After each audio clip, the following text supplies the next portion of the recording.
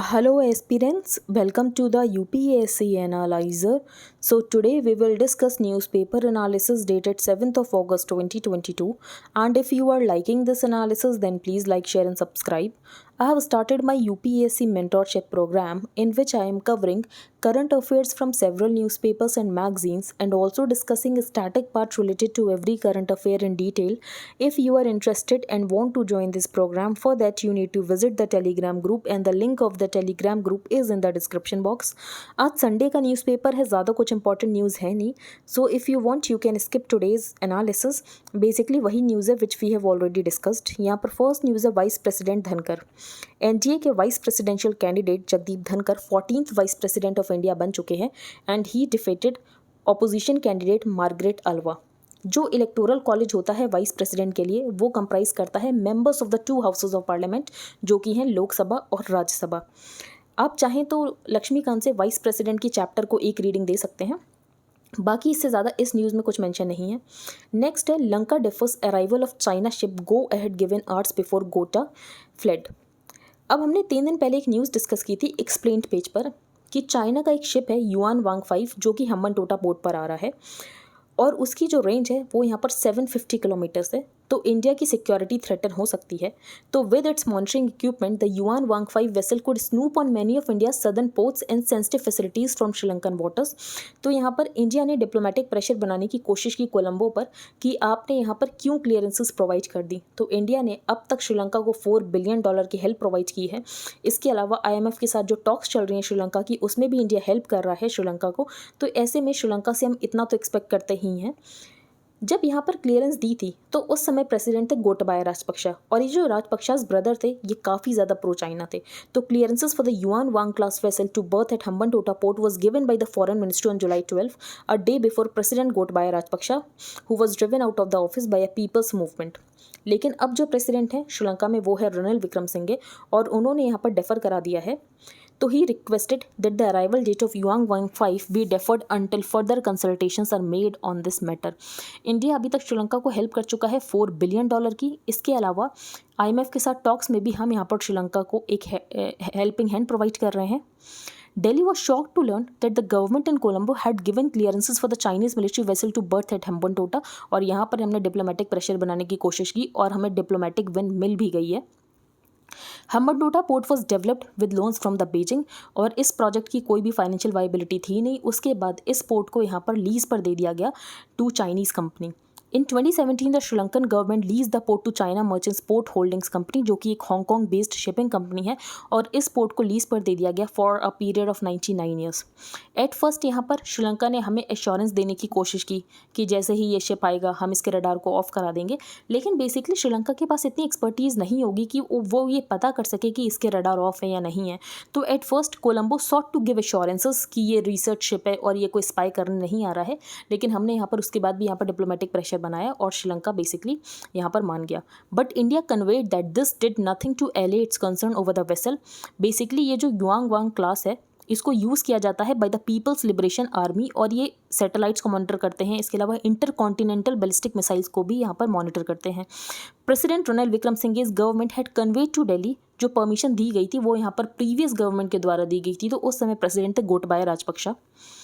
तो I hope आपको ये न्यूज़ क्लियर हो गई हो. इससे ज़्यादा इसमें कुछ इंपॉर्टेंट नहीं है. फर्स्ट पेज पर और भी कुछ इंपॉर्टेंट न्यूज़ है नहीं. अब हम चलते हैं आगे.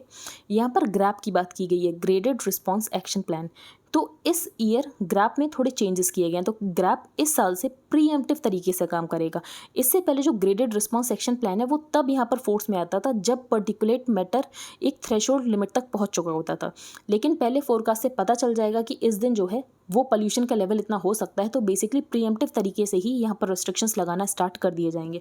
The revised graded response action plan to deal with air pollution this winter will come into force with effect from October 1 as per the Commission for Air Quality management.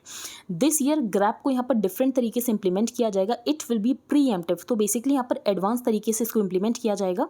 In previous years इससे पहले किया जाता था तो grab को तब invoke किया जाता था जब पर्टिकुलर मैटर के कॉन्सेंट्रेशन एक सर्टेन थ्रेशोल्ड तक रीच कर जाते थे.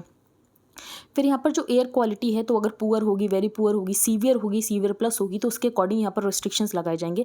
फॉर एग्जांपल, अगर यहाँ पर एयर क्वालिटी सीवियर कैटेगरी में फॉल करेगी तो रिवाइज प्लान के अंतर्गत a ban will set in under severe category, और यहाँ पर कंस्ट्रक्शन सेक्टर के ऊपर बैन लगा दिया जाएगा। लेकिन ऑफकोर्स यहाँ पर कुछ एक्सेप्शंस हैं, जैसे कि रेलवे का कोई प्रोजेक्ट है या तो प्रोजेक्ट्स ऑफ नेशनल सिक्योरिटी है।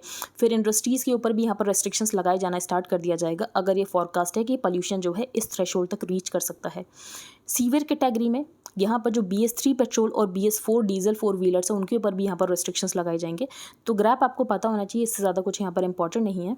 Want to show India can bring out a smaller cost effective SLV।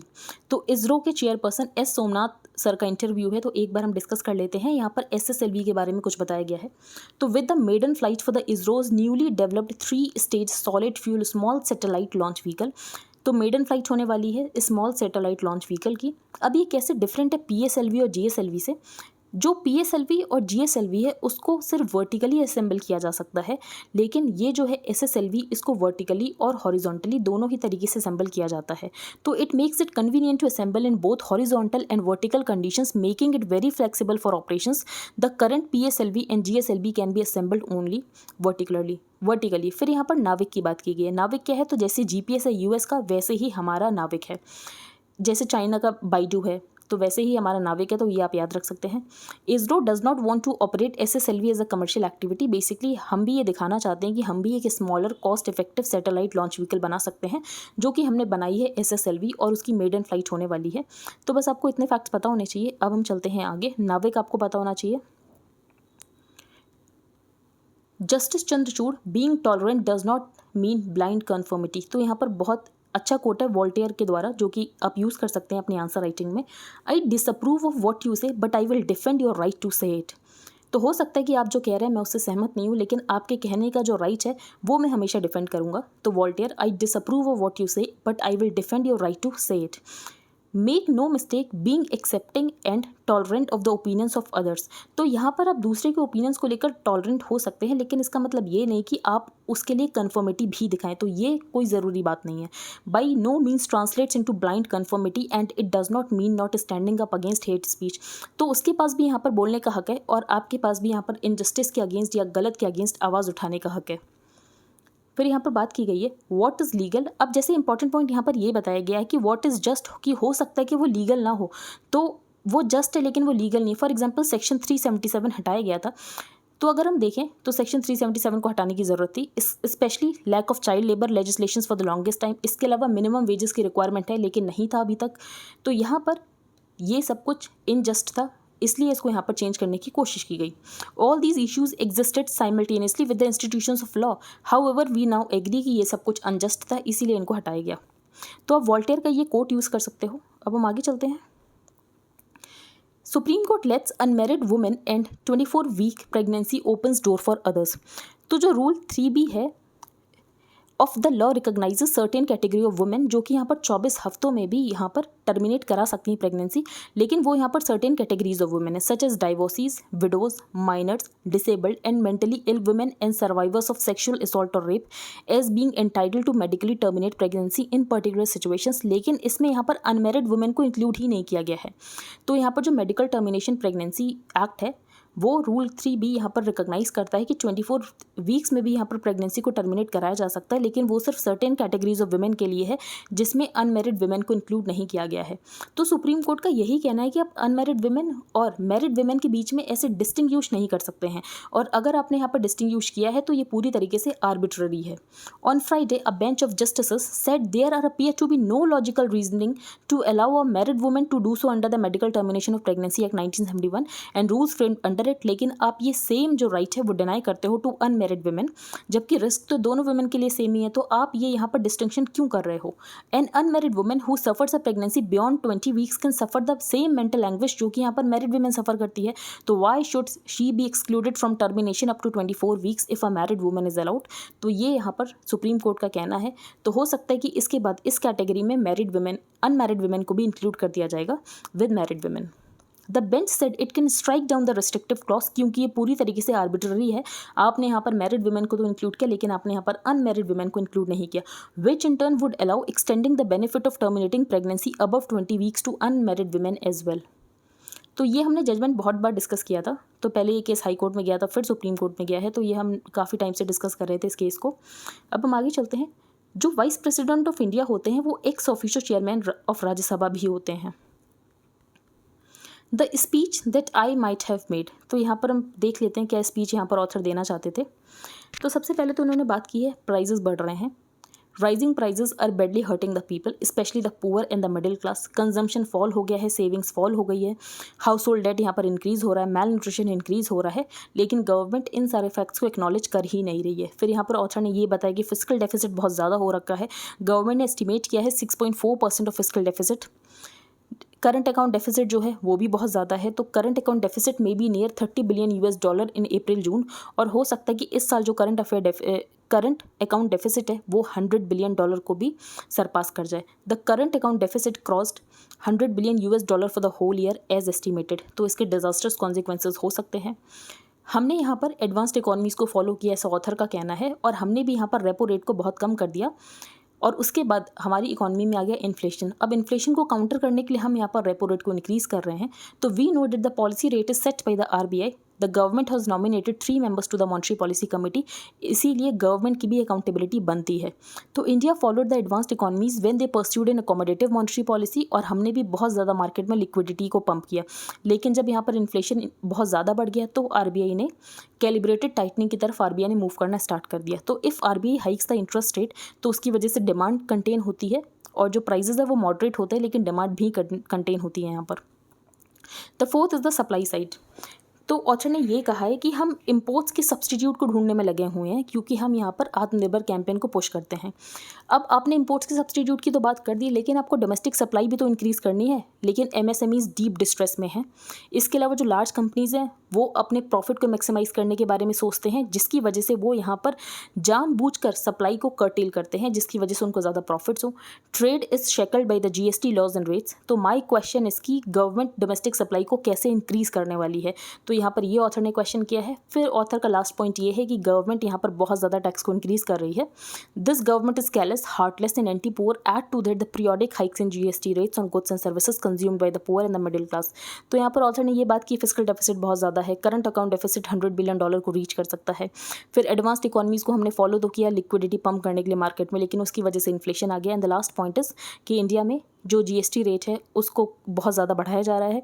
और एक पॉइंट ये भी है कि सप्लाई साइड, तो इंडिया में सप्लाई की कमी हो रही है, तो सप्लाई साइड को यहाँ पर सॉल्व करने की ज़रूरत है। उसके लिए जो एमएसएमईज़ को डीप डिस्ट्रेस है उनको उस डिस्ट्रेस से निकालने की ज़रूरत है। As Dhankhar moves to centre or Raj Bhavan link, तो इस आर्टिकल में कुछ भी इंपॉर्टेंट नहीं, 1-2 पॉइंट मेंशन है जो कि हम देख लेते हैं, जैसे कि इल्बर्ट बिल मेंशन है। तो इल्बर्ट बिल जो 1883 का था, विच अलाउड इंडियन जजेस की वो भी प्रिसाइड कर सकते हैं उन केसेस में जिसमें कि ब्रिटिश सब्जेक्ट इन्वॉल्व हो। तो ये था इल्बर्ट बिल। उसके बाद इल्बर्ट बिल कंट्रोवर्सी भी हुई थी। फिर यहाँ पर 1773 के रेगुलेटिंग एक्ट की बात की गई थी। तो regulating act of 1773 made the presidency of Bengal supreme, और जो गवर्नर था वो बन जाता है गवर्नर जनरल, और उसको यहाँ पर 4 मेंबर की काउंसिल दी जाती है। Behind RBI's 50 BPS hike unacceptably high inflation level, तो यहाँ पर आरबीआई ने रेपो रेट को इंक्रीज़ किया है बाई 50 BPS, क्योंकि इन्फ्लेशन बहुत ज़्यादा है। इन्फ्लेशन यहाँ पर आरबीआई के जो बैंड है उससे बहुत ज़्यादा है, तो यहाँ पर आरबीआई को मेंटेन करना होता है इन्फ्लेशन बिटवीन 2 to 6%, लेकिन जो इन्फ्लेशन है वो 7 के अराउंड चल रहा है, तो आरबीआई ने उसके लिए रेपो रेट को इंक्रीज़ किया है। तो with an eye on inflation amid the prevailing global uncertainties, the Reserve Bank of India on Friday announced a hike of 50 BPS in the repo rate. Repo rate वो होता है जिस rate पर यहाँ पर आरबीआई लेंड करता है to commercial banks. How will it hit borrowers and depositors, तो यहाँ पर जो बोरोवर्स हैं उनके लिए लोन हो जाएंगे महंगे। तो with Friday's hike of 50 BPS the RBI has now raise the repo rate by 140 BPS over the last 3 months, और जिसकी वजह से यहाँ पर जो लोन है वो कस्टमर्स के लिए महंगे हो जाएंगे। The MPC felt there are global challenges, और इन्फ्लेशन हमें कुछ टाइम तक देखने वाला है। इसके अलावा जो US डॉलर है वो बहुत ज़्यादा तेज़ी से अप्रिशिएट हो रहा है, जिसकी वजह से हमारा रुपी डेप्रिशिएट हो रहा है। तो इन्फ्लेशन स्टिल रिमेन्स एट 7%, और जो कि एक अनएक्सेप्टेबली हाई लेवल्स है।